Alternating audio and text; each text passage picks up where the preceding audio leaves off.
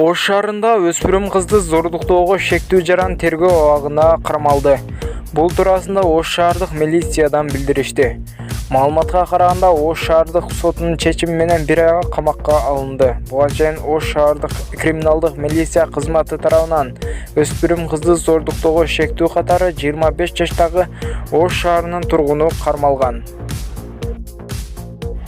Жогорку кеңешке жаңы депутат келди. Республика Ата-Журт саясий партиясынын талапкерлеринин тизмеси боюнча Алымбаев Алайбек Анаркулович депутаттык төш белгини алды. Бул туурасында Борбордук шайлоо комиссиясынын расмий сайтына жарыяланды. Маалыматка караганда Алымбаевке күбөлүк жана төш белги тапшырылды.